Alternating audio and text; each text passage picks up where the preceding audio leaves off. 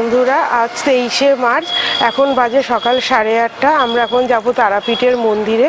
আমরা তো যশোদা ইন্টারন্যাশনালে আছি, কিন্তু বাইরে প্রচণ্ড মেঘ ডাকছে, বৃষ্টিও হয়তো নামবে। কতদূর কি ভিডিও করতে পারবো জানি না। এখন আমরা তারাপীঠের মন্দিরে পুজো দেবো, শ্মশানে যাব এবং তারপর মুন্ডমালিনী তলায় যাব।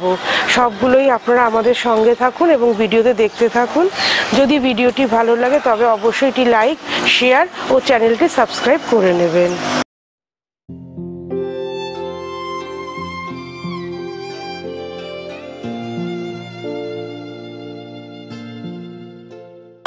প্রচণ্ডই মেঘলা আকাশ। বিকেলের দিকে ইচ্ছে আছে বীরচন্দ্রপুরে যাওয়ার, কিন্তু যদি খুব বেশি বৃষ্টি হয় তাহলে যেতে পারবো না। এখন মায়ের পুজোটাই ভালো করে দিয়ে দেবো এবং তারপর মুন্ডমালিনী তলায় আজকে ভোগ খাবো এবং ওখানকার সমস্ত ভিডিও আপনাদের সামনে তুলে ধরবো। আপনারা সঙ্গে থাকুন, দেখতে থাকুন মোমেন্টস উইথ ঝিমলি। প্রখ্যাত সাধকেরা সিদ্ধি লাভ করায় তারাপীঠ সিদ্ধপীঠ হিসেবে পরিচিত। বশিষ্ঠ মুনি থেকে শুরু করে সাধক বামাখ্যাপার অলৌকিক কাহিনীতে পূর্ণ মা তারার এই প্রাঙ্গণ। ওই পীঠের আনাচে কানাচে বিভিন্ন পৌরাণিক কাহিনী, মা তারার আবির্ভাব ছড়িয়ে আছে। কথিত আছে ব্রহ্মার সপ্তম মানসপুত্র ছিলেন বশিষ্ঠ মুনি। তিনি সপ্ত ঋষিদের মধ্যে একজন ছিলেন। বীরভূমের এই তারাপীঠ শ্মশান সংলগ্ন স্থানে তিনি মাতৃ আরাধনায় দীর্ঘ তপস্যা করেছিলেন। তপস্যায় সন্তুষ্ট হয়ে দেবী দুর্গা দেখা দেন। মাতৃগর্ভে তার জন্ম হয়নি বলে বর হিসেবে বশিষ্ঠ মুনি দেবীকে মাতৃরূপে দেখা দেওয়ার নিবেদন করেছিলেন। সমুদ্র মন্থনের সময় নীলকণ্ঠ পান করে মহাদেব শিথিল হয়ে পড়েছিলেন। দেবী দুর্গা মা তারারূপে মহাদেবকে স্তন্যপান করিয়েছিলেন। শুক্লা চতুর্দশীর দিন সেই মা তারা রূপেই বশিষ্ঠ মুনিকে দেখা দিয়েছিলেন তিনি। সেই থেকে এই স্থানের নাম হয় তারাপীঠ। তবে আরো বিভিন্ন মত রয়েছে। বলা হয় বিষ্ণুর চক্রে সতীর দেহ যখন খণ্ড খণ্ড হয়েছিল, সেই সময় চোখের মণি বা তারা এখানে এসে পড়েছিল। সেই থেকে এই স্থানের নাম হয়েছে তারাপীঠ। তবে বর্তমানে তারাপীঠে তারামায়ের মন্দিরটি 1818 সালে বীরভূমের মল্লারপুরের জমিদার জগন্নাথ রায় নির্মাণ করেছিলেন। এই তারাপীঠের আরো খ্যাতি লাভ হয় সাধক বামাখ্যাপার ভক্তি ও অলৌকিক কাহিনীর মধ্যে দিয়ে। জয় তারা, জয় মা তারা, জয় মা তারা। এখন মন্দিরে এসে গেছি, এখন পুজোটা দিয়ে এসে তারপর আবার দেখা হচ্ছে। তারাপীঠে পুজো দেওয়ার দুরকম পদ্ধতি আছে। একটা জেনারেল লাইন, যেটি মায়ের মন্দিরে যাচ্ছে, যেটা বিশাল বড় লাইন পড়েছিল, এবং 500 টাকার ভিআইপি লাইন আছে। কিন্তু আমরা এই দুই পদ্ধতির একরকমভাবেও দিইনি। আমরা নাট মন্দির থেকে মাকে মন্ত্র পড়ে, পুরোহিতের মাধ্যমে মন্ত্র পড়ে মাকে পুজো দিয়েছিলাম। আমরা মনে করি মায়ের কাছে মনের ভক্তিটাই আসল, এবং মাকে মন থেকে ভক্তি ভরে নাট মন্দির থেকেই আমরা সকলে মিলে পুজো দিয়েছিলাম।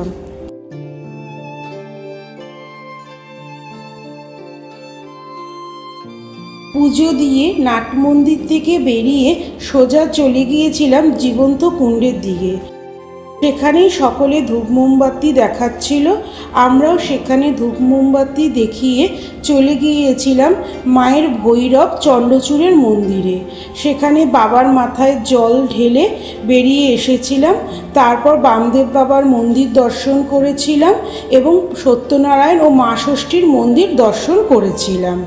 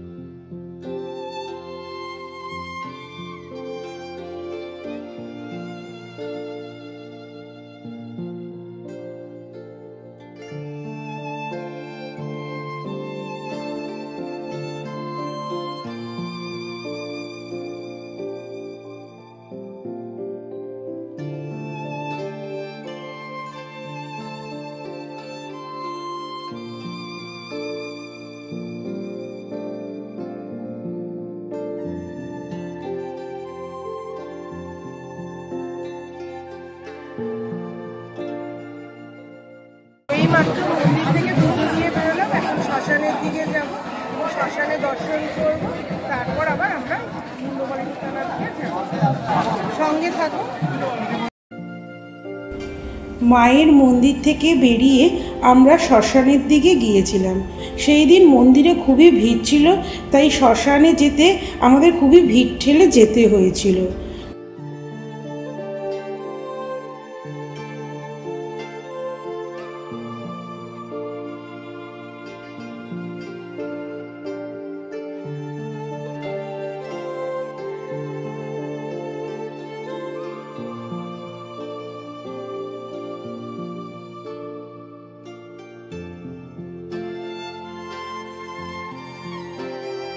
শ্মশানে গিয়ে প্রথমে আমরা মায়ের চরণ দর্শন করেছিলাম। এখানে বলে রাখি, চরণ দর্শন করতে মাথাপিছু 20 টাকা করে আপনাদের কাছ থেকে নেবে।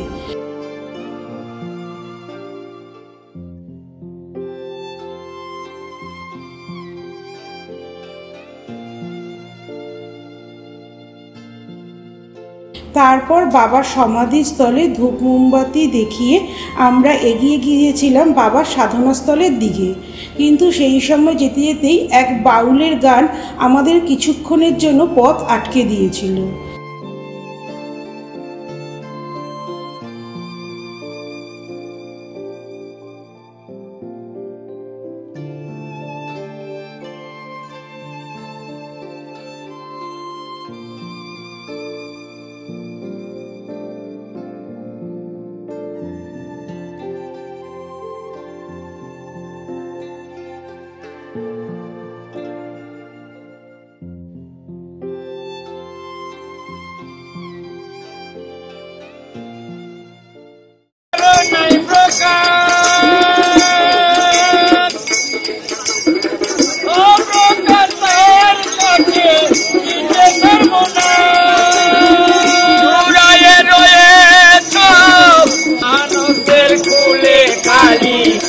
আর দিও না রে মন বারে বারে বারে বারে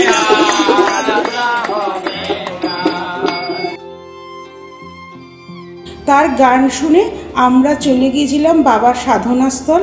সেখানে বাবাকে নমস্কার জানিয়ে আমরা আবার চলে গিয়েছিলাম যেই দোকান থেকে আমরা পুজোর সামগ্রী কিনেছিলাম, সেখানে পুজোর জিনিসগুলো প্যাকিং করিয়ে নিতে। তারপর আমরা জলখাবার খেয়েছিলাম একটি দোকান থেকে। তারপর আমরা চলে গিয়েছিলাম মুন্ডমালিনী মায়ের মন্দিরে। তারাপীঠে যারা তারা মায়ের পুজো দিতে যান তারা প্রত্যেকেই শ্মশানে একবার হলেও যান। এই শ্মশান ছিল বামাখ্যাপার সাধনাস্থল। এখানে তিনি মন্দিরে পুজো করতেন এবং মন্দির সংলগ্ন শ্মশান ক্ষেত্রে কৈলাসপতি বাবা নামে এক তান্ত্রিকের কাছে তন্ত্র সাধনা করতেন। বামাখ্যাপা তারাদেবীর পুজোতেই জীবন উৎসর্গ করেছিলেন। এই মন্দির থেকে একটু দূরে আটলা গ্রামে তার বাসভূমি ছিল।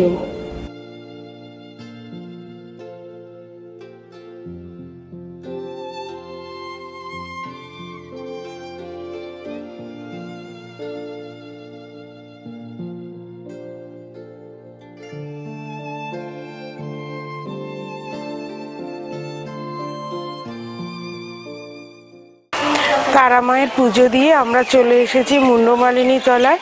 এখন মায়ের দর্শন করব এবং মন্দিরের বাকি মন্দিরগুলো একটু ঘুরে দেখব, তারপর দ্বারকানাথ দেখতে যাব। চলুন আমাদের সঙ্গে আপনারাও মায়ের দর্শন করুন। সেই দিন যেন রোদ বৃষ্টির খেলা চলছিল। যখন তারাপীঠের মন্দিরের উদ্দেশ্যে যাচ্ছিলাম তখন খুব জোরে যেমন বৃষ্টি পড়ছিল, আবার মুন্ডমালিনী মায়ের মন্দিরে আসার সময় বেশ খুব প্রখর রোদ উঠে গিয়েছিল। মুন্ডমালিনী মায়ের মন্দিরে এসে আমরা মায়ের কাছে ফুল মালা মিষ্টি দিয়ে পুজো দিয়েছিলাম। তারপর মন্দিরে কিছুক্ষণ সময় কাটিয়েছিলাম। এই সময় মায়ের ভোগ হয়েছিল এবং আমরা ভোগ প্রসাদ গ্রহণ করেছিলাম। সেই ভিডিওগুলো আমরা আপনাদের কাছে দিলাম না, সেগুলো একান্তই ব্যক্তিগত।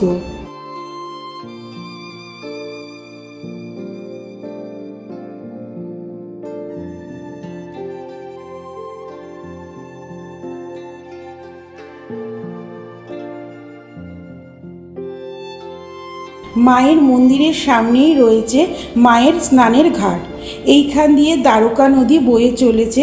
দ্বারকা নদী একমাত্র উত্তরবাহিনী নদী। মন্দিরের ঘাটটি সুন্দরভাবে বাঁধানো হলেও দ্বারকা নদীর অবস্থা আজ খুবই মলিন। যে নদী দিয়ে এক সময় বাণিজ্য হতো, বড় বড় জাহাজ চলাচল করতো, সেই নদ আজ একটা ছোট নালায় পরিণত হয়েছে। এই দিকে আমার মনে হয় বিশেষ নজর দেওয়া উচিত। আমরা সেই ঘাটে গিয়ে কিছুক্ষণ সময় কাটিয়েছিলাম এবং সেই পবিত্র নদীর জল মাথায় দিয়েছিলাম। কথিত আছে মা প্রতিদিন ভোরবেলা এখানে এসে তার মুন্ডমালা বেদির ওপর রেখে দ্বারকা নদীতে স্নান করেন। মায়ের ভোগ প্রসাদের স্বাদের কোনো তুলনা হয় না। আমরাও সেদিন খুব ভালো মায়ের ভোগ প্রসাদ খেয়েছিলাম। এখানে মাকে কোনো দুধের জিনিস দেওয়া হয় না। মনে করা হয় মায়ের স্তন্যের দিকের এখানে মায়ের অবস্থান, সেটার অনেক ব্যাখ্যা আছে, সেটা আমি পুরোভাবে বলতে পারবো না, তাই ভুল বলবার কোনো জায়গা নেই। এখানে মাকে দুধের কিছু দেওয়া হয় না, দুধ বা ঘি জাতীয় জিনিস। এখানে পায়েসও মাকে নারকেলের দুধ দিয়ে করে দেওয়া হয়। আপনারা কোনোদিন এখানে গেলে অবশ্যই এখানে একবার ভোগ প্রসাদ গ্রহণ করবেন, সত্যি স্বাদে অতুলনীয়। মুন্ডমালিনী মায়ের মন্দিরে প্রতিদিন ভোগ প্রসাদ পাওয়া যায়। আপনারা এসে কুপন কেটে এখানে ভোগ প্রসাদ গ্রহণ করতে পারেন। এখানে দুপুর 1টা থেকে 2টোর মধ্যে ভোগ প্রসাদ দেওয়া হয়ে থাকে।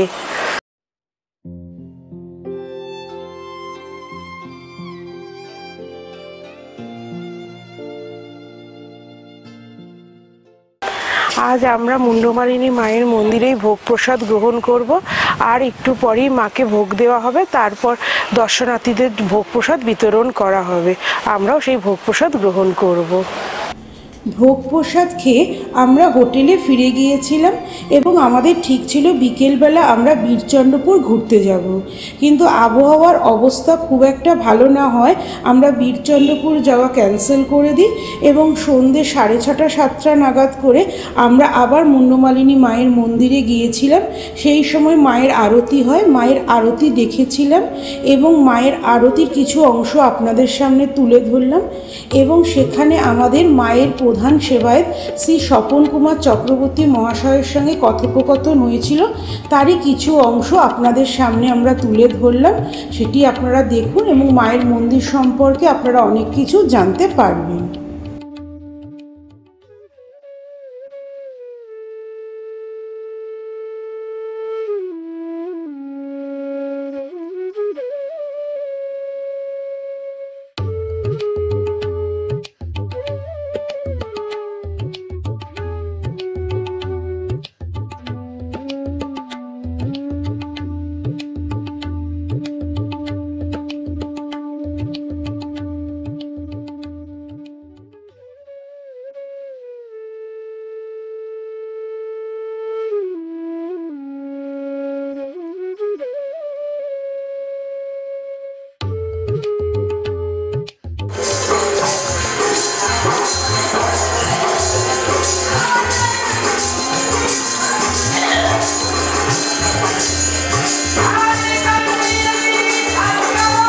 আমি এখন বসে আছি মুন্ডমালিনী মায়ের মন্দিরে মায়ের সামনে এবং আমার সামনে আছে এই মন্দিরের প্রধান সেবায়েত স্বপন চক্রবর্তী মহাশয়। ওনার কাছ থেকে এই মন্দিরের ইতিহাস জেনে নেব, এই মন্দিরের সম্বন্ধে কখন ভোগ প্রসাদ পাওয়া যায়, কোন কোন দিন পাওয়া যায়, কি বিশেষ পুজো, সমস্ত কিছু উনি আমাদের বলবেন। নমস্কার স্বপনবাবু, আপনি একটু এই মন্দিরের ইতিহাসটা আমাদের বলুন। আমার নাম শ্রী স্বপন কুমার চক্রবর্তী। মুন্ডমালিতলা মায়ের মন্দির ছোটবার আশ্রম ট্রাস্ট বোর্ড দ্বারা পরিচালিত। এই ট্রাস্টি বোর্ডের সভাপতি হচ্ছে মহকুমা রামপুরহাট মহকুমা শাসক পদাধিকার বলে। প্রশাসনের নির্দেশ অনুযায়ী আমরা আশ্রম চালাই। প্রবাদ আছে, বহু যুগ যুগ আগে মা তারা বালিকা রূপে এখানে এসে বিচরণ করতেন। সেই সময়ে একটা এখানে বেদি ছিল, বর্তমানে যেখানে মন্দির সেখানে একটা বেদি ছিল। প্রবাদ আছে, এই বেদিতে মা নিজের গলার মুন্ডমালা খুলে রেখে নদীতে স্নান করতেন। মন্দিরের পাশেই নদী, দ্বারকা নদী, সেখানে ঘাট আছে। সেই ঘাটে একটা গেট আছে, সেই গেটে লেখা আছে দহ কাদির ঘাট, পুত্রবাহিনী, যা গঙ্গার সঙ্গে তুলনা করা যায়। এখানে যিনি সাধক, তার নাম শ্রী শ্রী সন্ন্যাসী গোসাই ছোট বাবা। উনি এখানে এসে সাধনা করেন। সাধনা করে